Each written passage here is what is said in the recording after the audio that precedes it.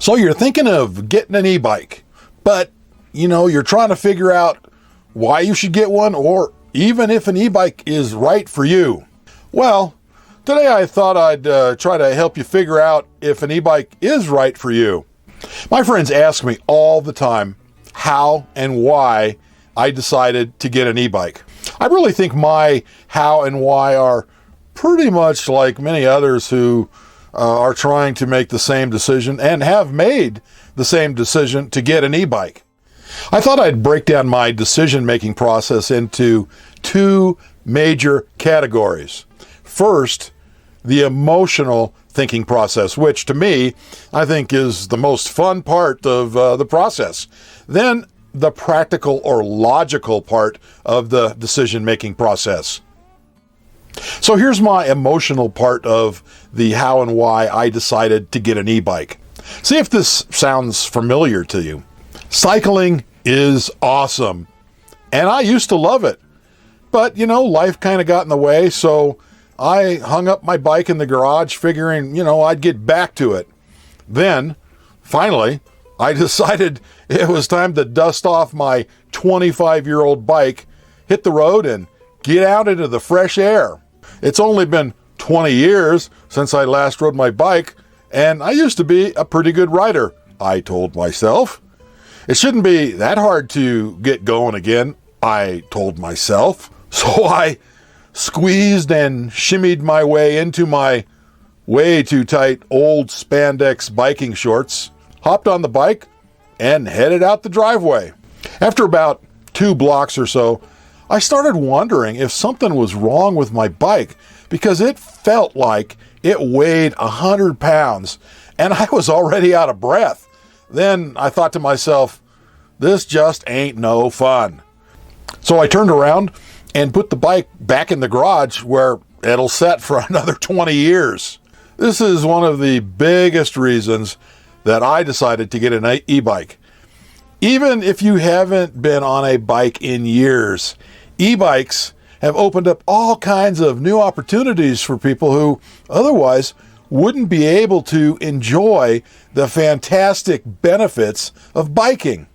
With an e-bike, you can bypass all that painful training part of starting to ride again and begin having fun right off the bat. Plus, an e-bike allows you to cycle for longer distances and spend more time exploring the outdoors. Also, if you want, you can ride your e-bike in your everyday street clothes and shoes. And of course, the more you ride, the better your conditioning will get. That's another super benefit to riding an e-bike. You don't always have to push yourself. Some days, you may feel like just doing some sightseeing and want to just cruise easy. Plus, an e-bike can make that dreaded last big hill before home a little less dreaded and even fun. You can get fit and healthy, and you can choose to do a really hard or easy workout. That's part of the beauty of an e-bike. You can work as hard as you want or as little as you want. And really, for me, one of the biggest reasons to get an e-bike is they're just such a blast to ride. So now for the practical and logical side of the decision-making process, some would say the emotional reasons are part of the practical and logical. And that's true, but for now, let's just set aside the emotional part of things and focus on the practical and logical. Studies conducted by the U.S. Department of Transportation and AAA found that the average daily driver in the U.S. using their personal vehicle makes 4 journeys or trips per day. That's on average. 80% of those trips are less than 6 miles. And incredibly, of those trips, 1/3 are a mile or less. Now this next part gets a little technical. But if the typical American were to drive only 5 miles less per day, or 35 miles per week, it'd reduce the fuel consumption by 12.5%.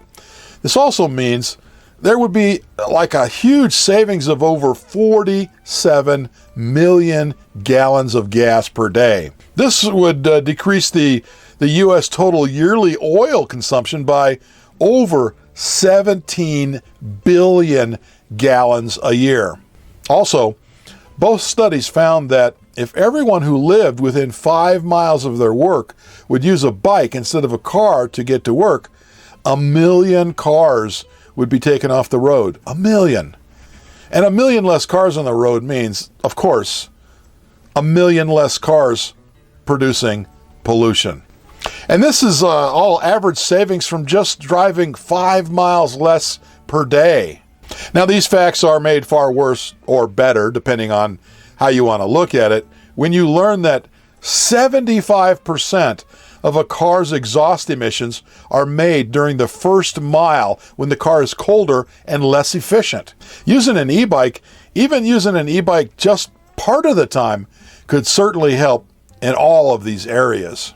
Now, keep in mind, when it comes to practical and logical, these figures are just an average. Obviously, some in the U.S. are not able to do some of these things, but many are, and maybe even able to do much more. Now, with all this information being thrown at you all at once, it can be a little overwhelming. So let's do a little simple recap and go back to the original question. You're thinking of getting an e-bike, but you're trying to figure out why you should get one or if it's even right for you. Well, here's the recap. Here's why. E-bikes are a blast to ride, and to me, that makes up for almost everything. But they can make you feel younger, which I certainly appreciate. They open up all kinds of new adventures. Great adventures, too. They can help you get and stay fit. They're convenient. You can just hop on them anytime you want with your regular, everyday street clothes and shoes. They can certainly save you money on gas. And parking and traffic congestion are not a problem. Now, e-bikes are way better for the environment than gasoline cars.